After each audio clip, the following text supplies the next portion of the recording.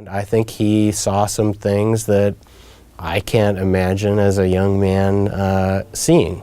And I think it profoundly shook him. And I think the things he saw in Okinawa and Iwo Jima, certainly at Hiroshima, and then as those sunk in with the President Truman's decision to drop the atomic bombs on Nagasaki and Hiroshima, and he knew that that saved his life. And then to see the devastation that those bombs caused, and know the devastation that he had seen, personally in the other battles that he'd been involved in, how can you not come through that and have a very deep reflection about your place in the world, mankind's role in the world, and certainly your religious faith? And I think he came out of the war with this tremendous foundation of real experience that fed him his whole life. When he went through his very toughest times, that's where you could see it in action. It really was his rock. He knew he was a politician. That means he has an ego. He has a big staff. He has people, saying yes to him everywhere, and hello, senator, and all the things that happen when you're a senator.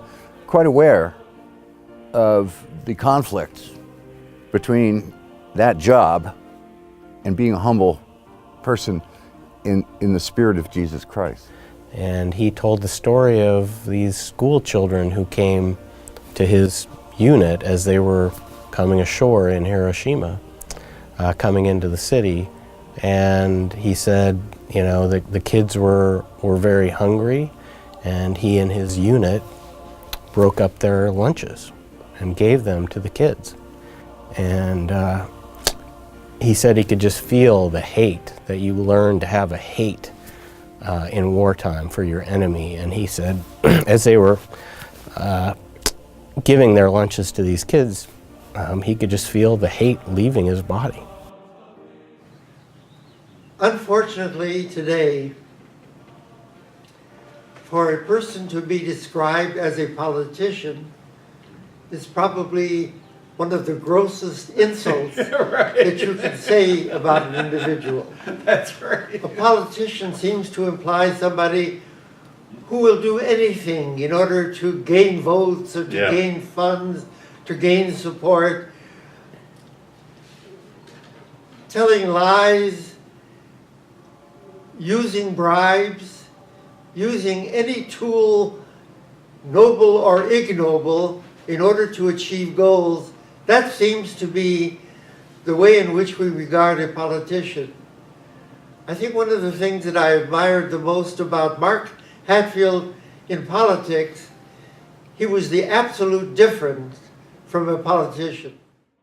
His relationship was one where the national press on national issues he would always visit with, but he was never a cultivator. He wasn't a schmoozer. He was, you're serious in your profession. I'm interested in talking on the substance to you about this, but we're probably not going to go have dinner together. He did not maneuver in order to achieve whatever he felt were his goals. He stood firm as a rock on what he believed in principle, and whether that was popular or not, he proceeded to firmly reassert and constantly reassert the truth as he saw it. Seamless garment of life.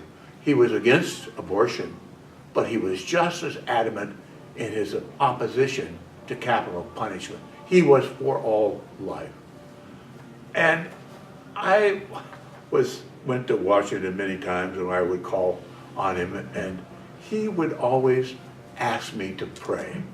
And I would always, in my prayers with him, pray for peace, because he was so committed to peace. He was one of the founders of the Wholistic Peace Institute because he believed in this passionately. So he sponsored in 1953, when he was in the Oregon legislature, introduced legislation to ban discrimination in accommodation, well before the civil rights and human rights.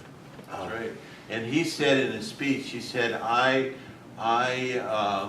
colleagues, my senator colleagues, they accuse me of pork. I'm always getting pork for Oregon.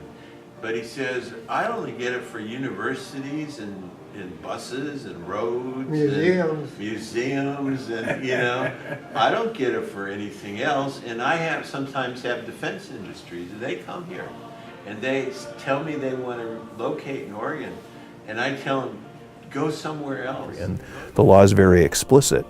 If you have U.S. weapons, you cannot invade another country illegally and use those weapons. And they were using cluster bombs. We had pieces of broken cluster bombs that were pulled out of bodies in southern Lebanon that they sent us, people had sent us to the floor. We had them on the floor of the Senate. And so we talked about this, and I said, what do you want to do? And he said, let's propose an amendment. We need to send a message to Israel. And I said, look, you don't have to do this. We can. There's 100 ways to not do something that's going to be so provocative. We can write a tough speech. We can put it in the congressional record. There's all sorts of stuff to do. You don't have to do this, because I was trying to be the guy who at least gave him a balanced, a staffer gave him a balanced view of the pros and cons. And the cons was we're going to lose this vote. First of all, we're going to lose this vote really big. Because no one wanted to send a signal or very few wanted to send a signal like that to Israel. I said, so number one, you don't have to do it. Number two, we can do something else, and we're going to lose this vote. No question about it. So maybe I can give you some other strategies about how to deal with this. And he goes, no, we're going to propose the amendment. We're going to lose, but we're going to propose the amendment, and we're going to have a vote. Realistically, at that point, that was a big-time risk of his political career over an issue of principle where he knew that he was not going to win and that it could cost him basically everything he had worked for in his life, in the Senate anyway. Hatfield was concerned about boycotts because they tended to hurt the people, the actual people, more than the people that you were trying to target. They'd still have their money, but if you hurt the economy, you were hurting the people. So he wanted to know, is this really going to hurt Amin, or is this going to hurt the people? Is this going to hurt the people? And it turned out that Amin was taking the coffee from them, giving them vouchers, and then not repaying them. So he was keeping all the money anyway. And once Hatfield knew that, then we passed legislation. And it was a long, hard slug, but we passed this boycott of Idi Amin. And it was the first and the only unilateral American embargo against a country for genocide. And within 6 months, Idi Amin was gone. Your question is, would Nobel Prize winners, Peace Prize winners, have an impact on something like the North Korean position? And the answer is absolutely they can. What the Nobel Prize Committee folks can do, because they're not just famous for peace, they're famous for application of new ideas to achieve peace in difficult circumstances. We need a new paradigm, and we need people who are toughly devoted to peace. This is something I wanted to emphasize about Senator Hatfield. Trying to achieve peace in this world is it's only work for people who are deeply devoted to the cause, because this world is complex and it requires a devotion to the idea and smarts and financing to get your word out, a combination of things. What Mark Hatfield stood for, he stood for life, the preservation of life. And the preservation of life does not rest upon the taking of life. He was a true humanitarian, the like of which we have rarely found in the United States or in the government itself of our country or anywhere in the world. He ranks with the greatest supporters of life and peace and humanity that this world has ever seen. We have the means. We have the talents. What we need is the will.